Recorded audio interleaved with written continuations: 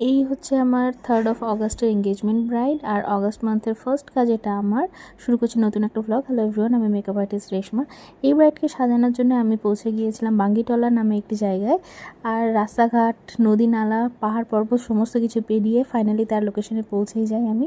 যাওয়ার পরে ব্রাইড আমার একদম রেডি হয়েছিল, হালকা কিছু টিফিন করে নিয়ে তারপরে আমরা আর কি কাজে লেগে যাই। আর ব্রাইড কীভাবে সাজবে না সাজবে সমস্ত কিছু আমাকে বলে দিয়েছিল।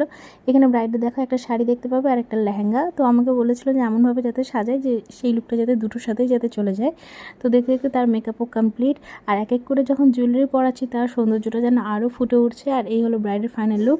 হেয়ার স্টাইলের পেছনেরটা আমি নিতে ভুলে গেছি। তো তোমাদের কেমন লাগলো এই লুকটা আমাকে অবশ্যই জানিও। আর সাজুগুজু সম্পূর্ণ ব্রাইডের ইচ্ছেতে করা হয়েছে। আর আমারও এই ধরনের লুক ভীষণ ভালো লাগে, আমি প্রেফার করি। তো তোমাদের কেমন লাগলো অবশ্যই জানিও। ভালো লাগলে ডেফিনেটলি তোমরা আমাকে বুক করতে পারো নিজেদের স্পেশাল দিনে।